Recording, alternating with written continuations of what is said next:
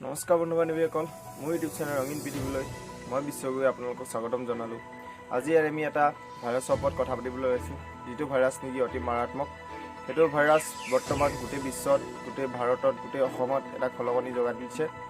সেই ভাইৰাছটো কেনেকৈ ক'ৰ পৰা উৎপত্তি হ'ল এতিয়ালৈকে ভালকৈ জনা নাযায়।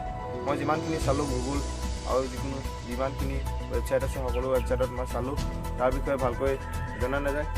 সেইটো এটা বহুত মাৰাত্মক ভাইৰাছ হয়, যিটো নেকি চীনৰ কোনোবা এখন মাংসৰ বজাৰৰ পৰা আহিছে বুলি ভাইৰাছটো জনা যায়।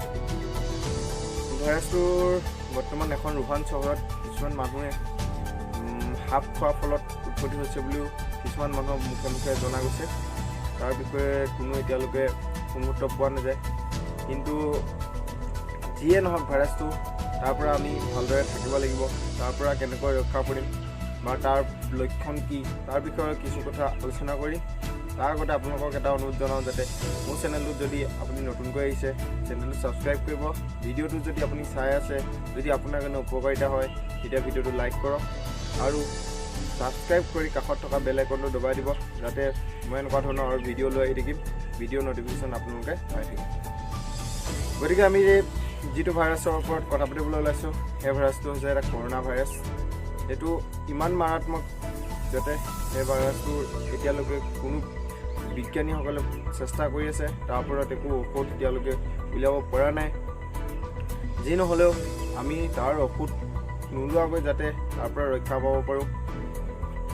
সেই ভাইৰাছটো এনেকুৱা এটা মাৰাত্মক ভাইৰাছ, তাৰ লক্ষণসমূহ আপোনালোকে জানিব। যাতে আপোনালোকৰ যদি কিছুমান চৰ্দি বা কোনো ধৰণৰ কাহ আদি হয়, তেতিয়া আপোনালোকে গৰম পানী খাওক আৰু কিছুমান যেনেকৈ ধৰি লওক জীৱৰ মাছ মাংস এইবিলাক অলপ কমকৈ খাবলৈ চেষ্টা কৰক। এই ভাইৰাছটো বৰ্তমান মানুহৰ গাত পোৱা নাযায়। এই ভাইৰাছটো কিছুমান জীৱ জন্তুৰ গাত আৰু চৰাই মুৰ্গী এইবিলাকৰ গাত পোৱা যায়, যিটো নেকি অতি মাৰাত্মক। এইবিলাকৰ কাৰণে আপোনালোকে প্ৰথমে সদায় জনবহুল ঠাইৰ পৰা অলপ আঁতৰি থাকিবলৈ চেষ্টা কৰিব। কোনো মিটিং চিটিং হ'লে, আপোনালোকৰ সভা হ'লে আপোনালোকে তাৰ পৰা অলপ আঁতৰি চলিবলৈ চেষ্টা কৰিব। যি কি নহওক, আৰু সেইবিলাকৰ উপৰিও আপোনালোকে মাছ মাংস এইবিলাক অলপ কমকৈ খাবলৈ চেষ্টা কৰক। তাৰ ফলত আপোনালোকে সদায় মাস্ক পৰিধান কৰক।